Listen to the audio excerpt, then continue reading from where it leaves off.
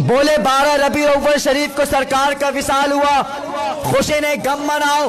हमने कहा नादान जरा बता तो सके, जुमे के रोज तो खुशबू लगाकर मुअत्तर होकर के क्यों जाता है? क्या तुझे होश नहीं है कि जुमे के रोज हजरत आदम का इंतकाल हुआ है? फिर तो खुशी क्यों मनाता है? फिर तो अतर क्यों लगाता है?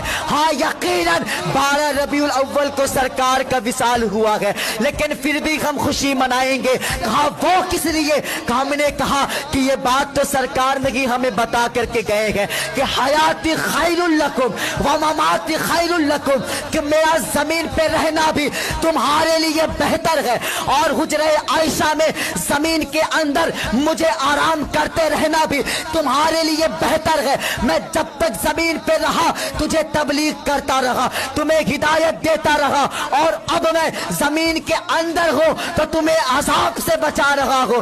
दोज़ख में मैं तो क्या मेरा साया न जाएगा, क्योंकि रसूल पाक से देखा न जाएगा। जन्नत में वो रसूल हमारा न जाएगा जब तक हर एक उम्मती बख्शा न जाएगा।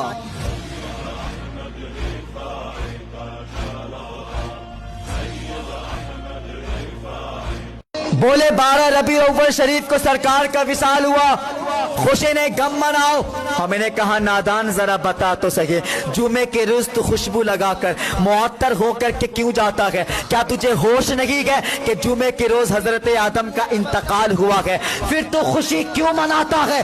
फिर तो अतर क्यों लगाता है? हाँ यकीनन 12 रबीउल अव्वल को सरकार का विसाल हुआ है, लेकिन फिर भी हम खुशी मनाएंगे। कहा वो किस लिए? हमने कहा कि ये बात तो सरकार ने ही हमें बता करके गए हैं कि हयाती खैरुल लकुम व ममाती खैरुल लकुम, कि मेरा जमीन पे रहना भी तुम्हारे लिए बेहतर है और हुजरे आयशा में जमीन के अंदर मुझे आराम करते रहना भी तुम्हारे लिए बेहतर है। मैं जब तक जमीन पे रहा तुझे तबलीग करता रहा, तुम्हें हिदायत देता रहा, और अब मैं जमीन के अंदर हूं तो तुम्हें अजाब से बचा रहा हूं।